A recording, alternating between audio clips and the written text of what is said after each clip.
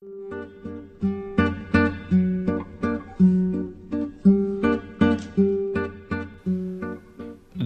Stanislav Sretenović, istoričar, unuk je lekara Dragoljuba Sretenovića, koji je bio jedan od naših đaka poslanih tokom Prvog svetskog rata na školovanje u Francusku. U ovoj emisiji pratimo kako Stanislav istražuje sudbinu svoga dede na ratnom i životnom putu. Postoji fotografija srpskih đaka u Srpskoj gimnaziji u Vorepu, opšti razred, na kojoj ja vidim jednu osobu, jednog momka koji bi mogao da bude možda moj deda.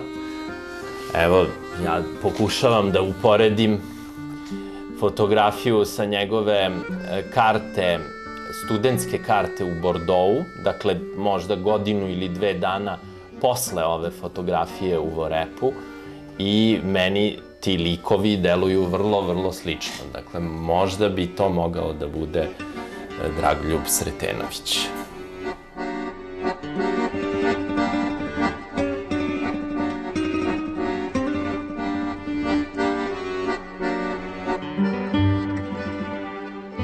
Moju porodicu je obeležila sudbina moga dede, Dragoljuba Sretenovića, lekara, francuskog đaka. On je studirao medicinu u Francuskoj od 1917. do 22. kada je diplomirao i kada se vratio u tadašnju kraljevinu Srba, Hrvata i Slovenaca. Ono što je bitno i ono što ja nosim kao sećanje, to je da se o školovanju dedinom u Francuskoj uvek govorilo kao jednom svetlom, pozitivnom, lepom periodu, i baka je kultivisala taj način gledanja na porodičnu prošlost. To se vidi i po knjigama koje mi je kao malom pokazivala. To su bile knjige koje su ostale od dede. Tu je bilo knjiga različitog sadržaja, najviše medicinskih knjiga, ali je i bilo knjiga političkog sadržaja. To je čuvena knjiga Ernesta Denija, La Grande Serbie, zatim Velsova knjiga o njegovim utiscima posle posete Sovjetskom savezu, koja je bila klasična literatura evropskih levičara na zapadu onoga doba. Ali više od toga, pored ove bakine lične priče, ja ne znam i voleo bih zaista da saznam nešto više o tome i da pokušam i sam da prođem tim stazama moga dede i da pokušam da nađem trase njegove.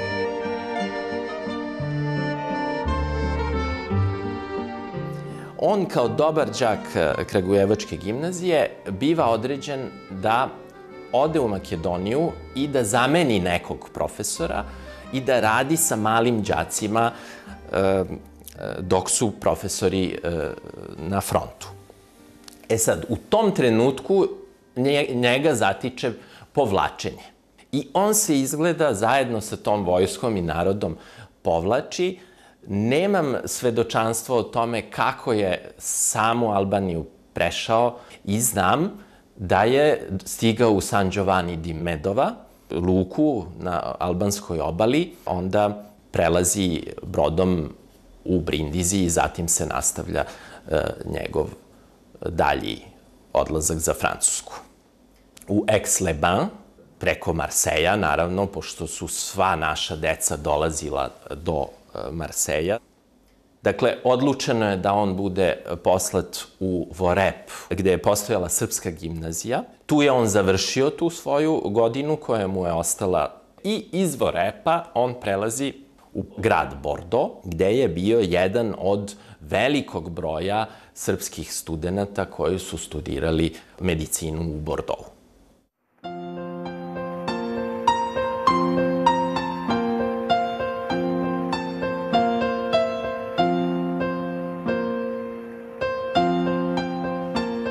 Da bi krenuo putem svoga dede, Stanislav prvo kreće da razgovara sa svojim stricem, također lekarom, doktorom Zoranom Sretenovićem.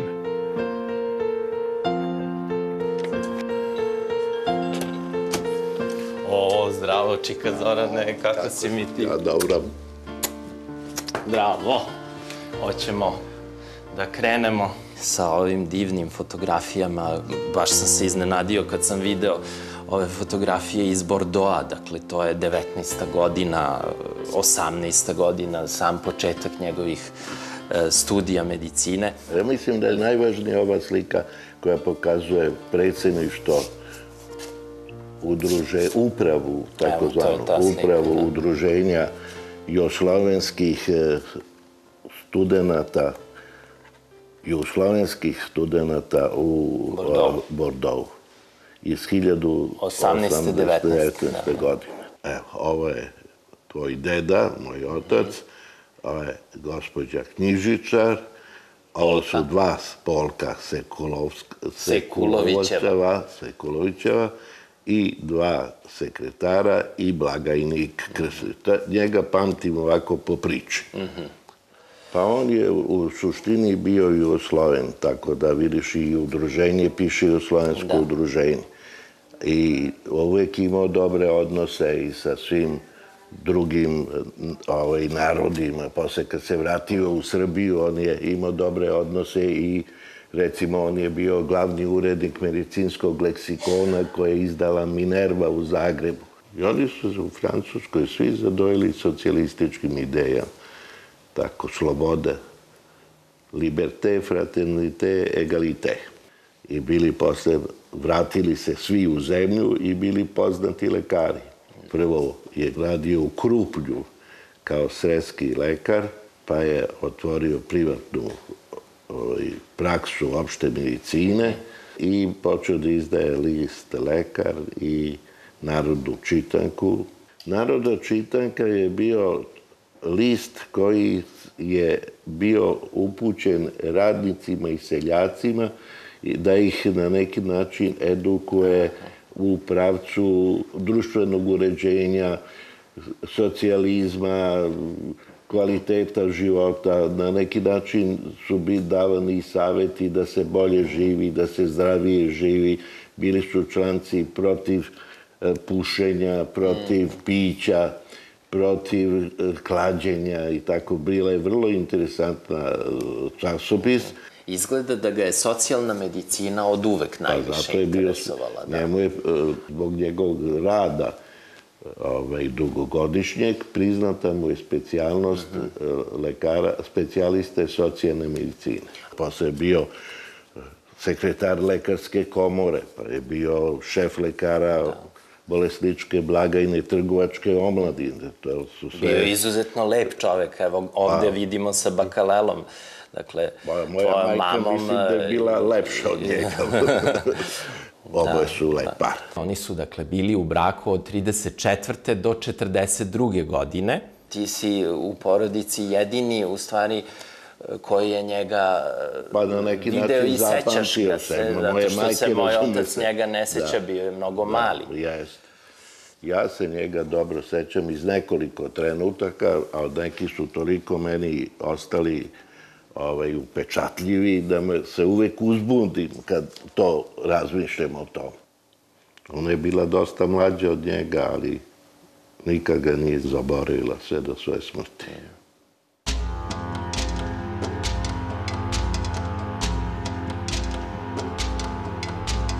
Pratići dramatični ratni put srpskih đaka, među kojima je bio njegov deda Dragoljub Sretenović, Stanislav odlazi u Marsej.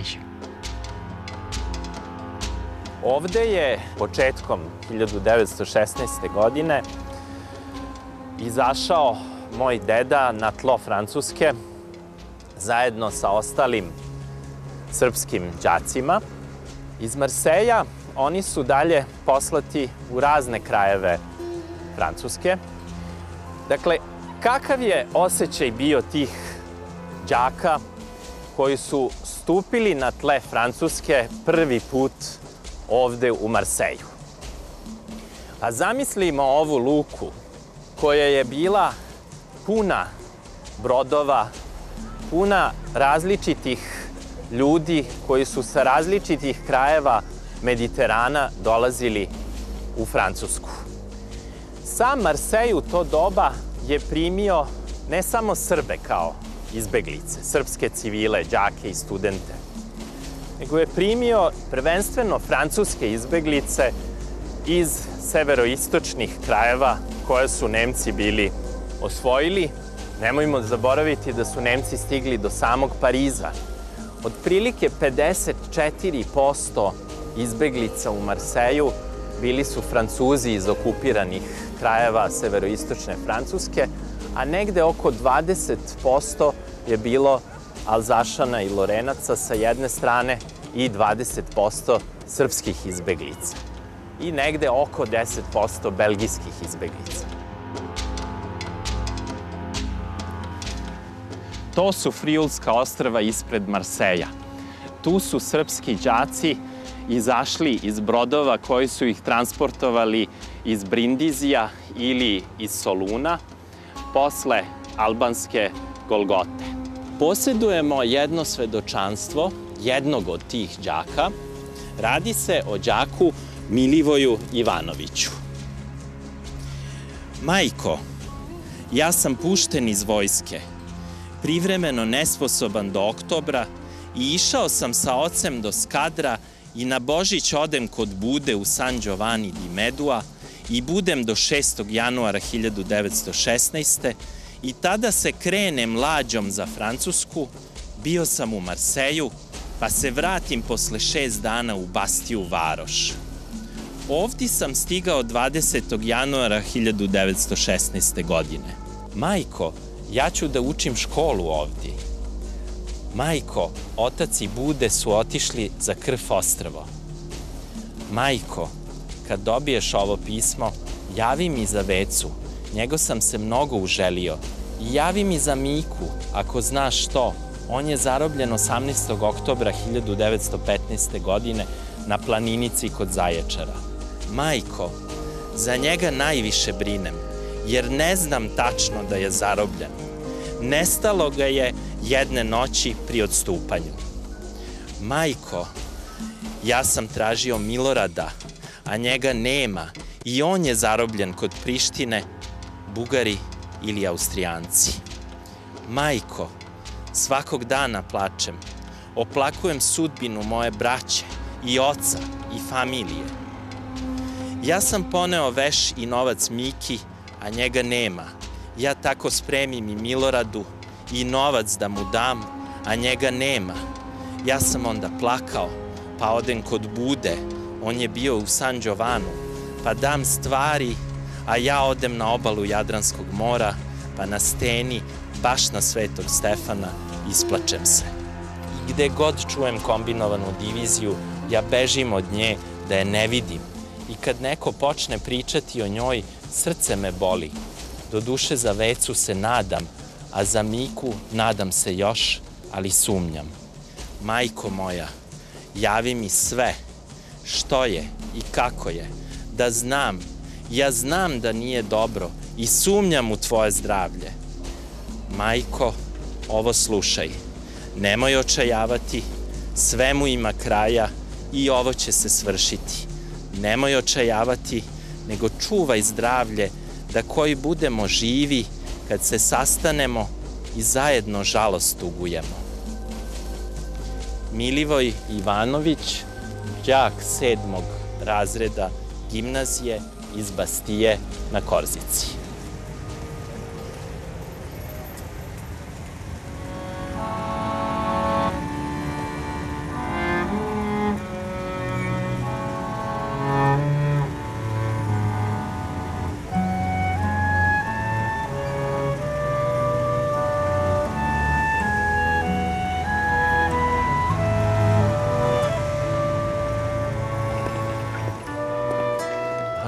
C'est une architecture du 19e siècle et les Serbes qui sont venus à Marseille.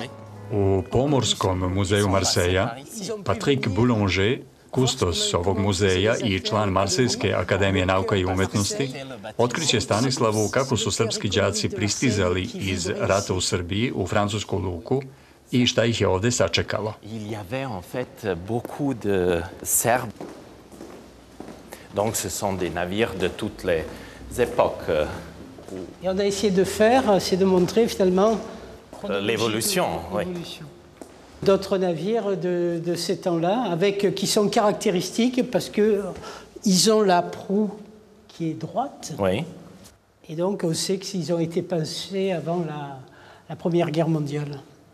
Et donc nos jeunes Serbes ont été véhiculés plus dans ce style de navire que dans ces grands paquebots blancs. Oui, oui, je vois.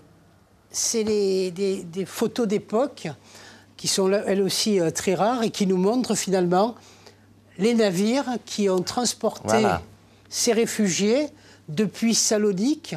Mais s'ils se trouvaient à Salonique en Grèce, c'est qu'ils arrivaient de Corfou. Ouais. Et s'ils étaient à Corfou, c'est qu'ils venaient en amont d'Albanie. Oui. Donc chassés finalement par l'avancée des Bulgares. Oui. Et donc on va voir les navires divers et variés qui ont participé, navires français et russes, qui ont participé à cette évacuation. Et on verra que c'est très, très différent. Et italien, je suppose, parce que la marine italienne était très impliquée dans cette affaire. Oui, alors, intéressant. L'un des grands navires qui a transporté ces étudiants s'appelle le Victor Hugo. Oui, oui. C'est un croiseur. On a ce lancement, voilà, c'est un énorme croiseur. Ah, ça, c'est Victor Hugo. Qui faisait 148 mètres de long. Oui. 148 mètres, qui était d'une vingtaine de mètres de large.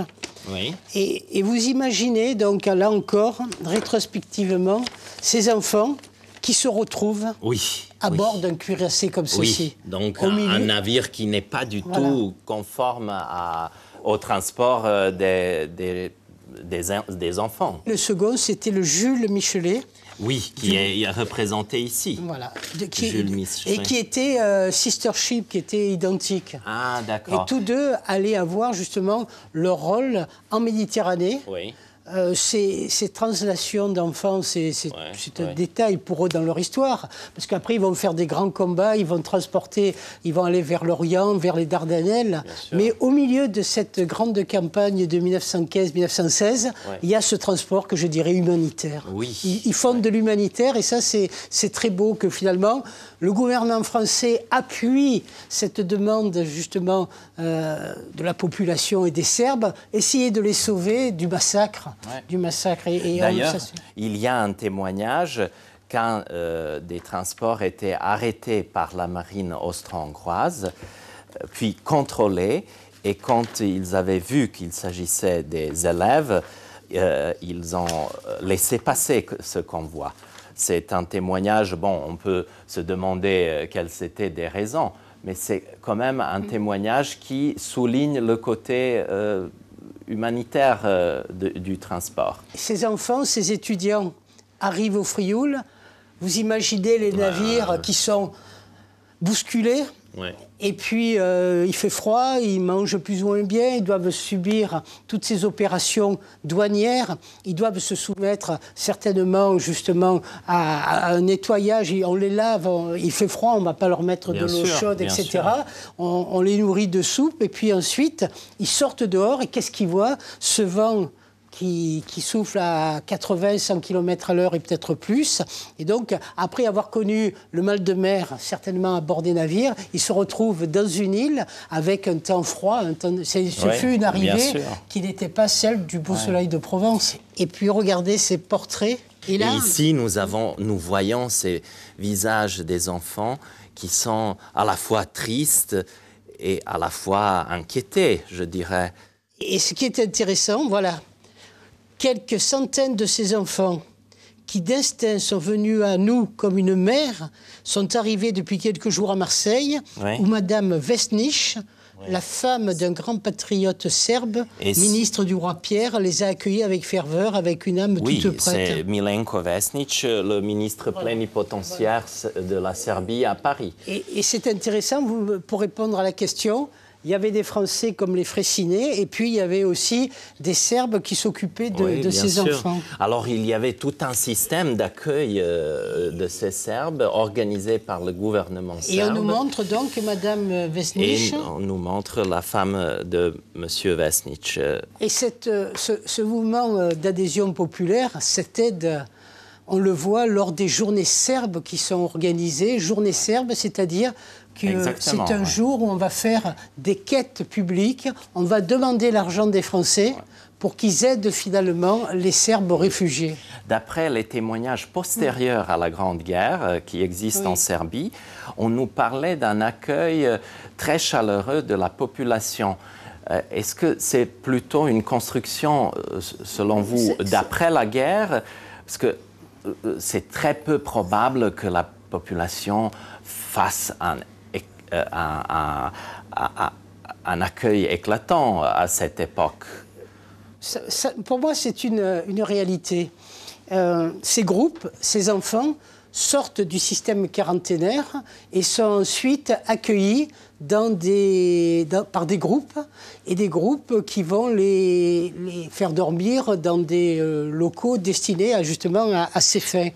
Et il y allait avoir tout un travail qui allait être fait en particulier par la préfecture, on la voit, et puis aussi par le consul de Serbie à Marseille, qui s'appelait Alfred Fraissinet. Les Fraissinet, c'est des grands noms, des grands armateurs qui étaient justement en liaison avec la Méditerranée orientale, avec la mer Noire. Et donc, si vous voulez, tout est fait pour que cette population héroïque, pour ces enfants orphelins, soit accueillis le mieux possible en temps de guerre. C'était difficile, mais quand on ne peut pas donner, on a toujours du pain, on a toujours de la chaleur humaine. Et donc, c'est ce qu'on a essayé de faire, malgré la barrière de la langue qui devait être difficile. Et puis, comme vous le disiez aussi, la difficulté de cet hiver, justement la rigueur de cet hiver 1915-1916.